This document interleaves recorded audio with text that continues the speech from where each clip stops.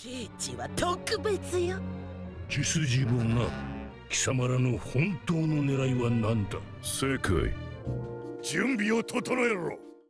이번 원피스 1179화에서 마침내 마리조아에 있던 이무가 엘바프에 강림했습니다.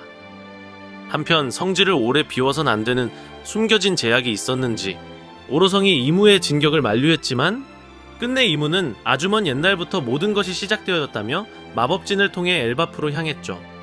이처럼 강력한 패왕색 패기가 방출되며 엘바프로 이무가 소환되자 이무는 피를 토하게 되었고 이어 주변에 있는 물체까지 영향을 주게 되며 열매를 각성한 형태마저 선보이게 되었는데요.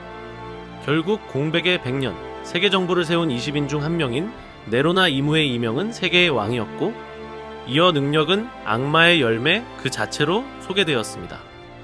나아가 이무의 외형은 아름다운 얼굴을 가진 남성의 모습이자 루나리아족의 특징인 그을린 피부와 긴 백발 그리고 두 개의 날개는 물론 열매의 이름 그대로 악마의 꼬리를 지니고 있었죠.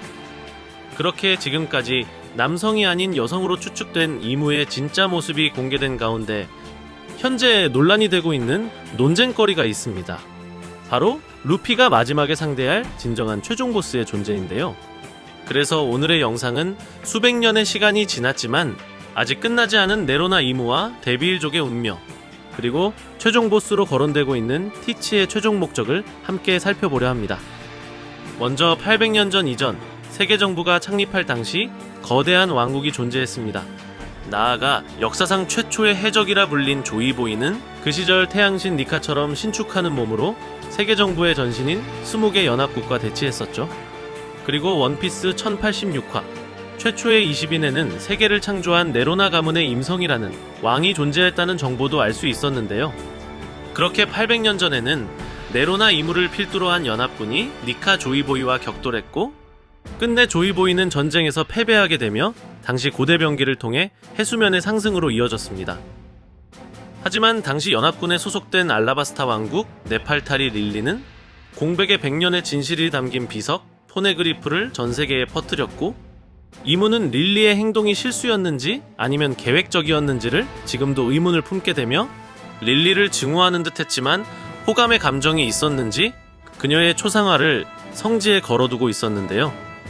이처럼 800년 전 세계의 창조주 네로나 이무는 진정한 악마의 열매 능력자로서 주위의 왕들을 잇따라 제거했는지 불사의 존재로서 세계의 왕으로 군림하고 있었고 이후 데비 존스의 가문인 록스와 대해적 시대를 만든 해적왕 로저 그리고 니카의 열매를 탈취한 샹크스와 D의 이름을 지닌 루피와 티치 등 이 모든 것은 필연이라며 결착을 내기 위해 엘바프에 강림한 건데요. 그렇게 D와 연관된 니카 루피와 니드호그 로키를 제거하기 위해 무리해서라도 성지를 떠난 이무였지만 이무가 수배설을 찢은 인물 중에선 바로 데비 존스의 후손 틱치도 있었죠. 이처럼 원피스 1164화 옛 세계의 왕이라 불린 데비 존스를 록스가 언급하자 이내 이무는 그 자식이 왕이었던 적은 단 한 번도 없었다며 발끈하는 반응을 보였는데요. 그렇게 데비 존스 또한 800년 전 조이보이와 함께 실존한 인물이라는 것을 이무의 반응으로 알 수 있었고 이무는 언제까지 자신을 고통받게 할 거냐며 데빌족과의 악연도 끝나지 않았다는 것을 생각하고 있었습니다.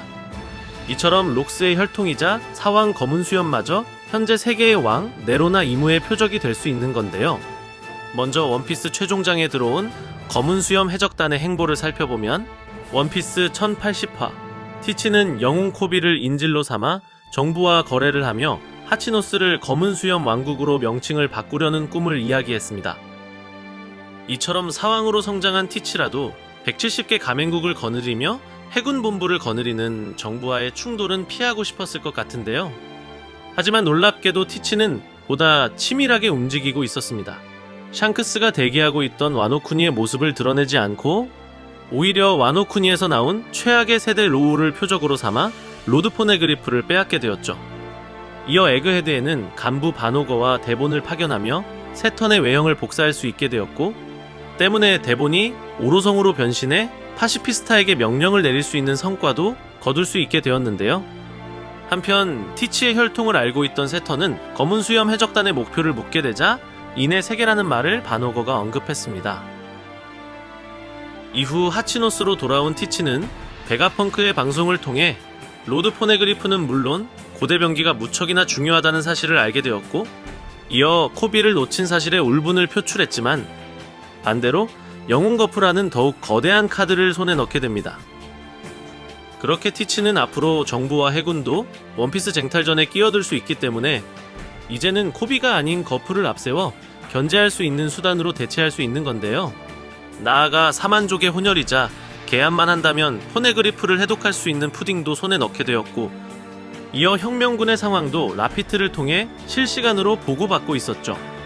이처럼 혁명군과 정부가 신경전을 벌이고 있는 가운데 지금의 사태를 파악한 티치는 준비를 갖추라는 말과 함께 다음 행보를 이어가려 했습니다. 그렇게 정부와는 거리를 두고 있던 티치였지만 결국 데비 존스의 피가 흐르고 있었는지 끝내 세계를 움켜쥐려는 야망을 검은 수염이 드러냈습니다. 이처럼 필연적으로 악마의 열매 능력자 이무와 어둠의 열매와 흔들흔들 열매를 먹은 티치가 충돌할 수 있는 건데요. 먼저 이무의 열매 각성 형태의 능력과 강함은 공개되지 않았지만 악마의 열매 능력자라는 사실이 밝혀지게 되었고, 반면 티치의 주요 능력 중 하나인 어둠의 열매는 바로 악마의 열매를 무력화시킬 수 있는 이질적인 능력을 지니고 있기 때문에 티치의 능력이 이무에게 카운터 기술이 될 수 있는 거죠. 이처럼 오다쌤은 어둠 열매를 모든 능력자에게 있어 최강이자 최악이라 표현했고, 悪魔の実の歴史上最も凶悪とされるのがこの力。 나아가 어떠한 공격도 통하지 않는다는 설정화를 공개했던 만큼 작중 초반 티치에게 사기적인 설정이 붙게 될 수 있었는데요. 이처럼 원피스 일부 시절부터 루피의 마지막 적이 될 수 있던 티치였지만 이내 오로성보다 높은 곳에 위치한 세계의 왕 이무가 존재했기 때문에 루피가 상대할 최종 보스는 이무로 정해지는 듯 했지만, 먼저 이무의 열매 각성 능력이 공개된 만큼 어쩌면 검은 수염이 최종 보스가 될 가능성이 더욱 부상하게 되었습니다.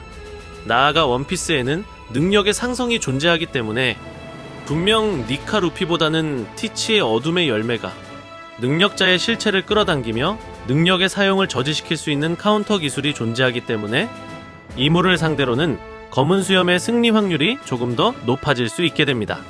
하지만 이름 뜻 그대로 악마의 열매를 먹은 이무의 열매 각성 능력이 밝혀지기 전이고, 분명한 건 800년 전 조이보이와 데비 존스의 악연을 끊어내고 싶은 이무이기 때문에 엘바프 사건 이후 이무가 다시 성지로 돌아가게 된다면 그때는 데비일족의 후손 검은 수염도 표적이 될 수 있는 거죠. 나아가 이무는 패왕색 패기를 지니고 있고, 반면 티치는 패기의 경지보다 열매 능력을 우선적으로 전투에 활용하기 때문에 패기의 경지와 수준이 이무와 차이가 날 수 있어 카운터 능력을 지닌 티치도 승기를 장담할 수 없는 건데요. 이처럼 앞으로 남겨진 원피스 최종장에선 과거의 악연을 끊어내려는 이무와 세계를 정복하려는 티치, 그리고 거대한 전쟁에서 해방의 전사가 되어줄 니카 루피의 3파전 구도가 더욱 확고해질 수 있게 됩니다. 과연 진정한 악마의 열매를 먹은 이무의 능력은 어둠의 열매마저 뛰어넘는 사기적인 능력을 지니고 있을지, 아니면 티치가 일순간 이무의 능력을 무효화시키는 진정한 카운터 능력자가 되며 원피스 쟁탈전 루피의 앞을 가로막는 최종 보스가 될 수 있을지는 앞으로 남겨진 원피스 최신화를 기대해보면 좋을 것 같습니다. 오늘의 영상은 여기까지입니다. 시청해주셔서 감사합니다.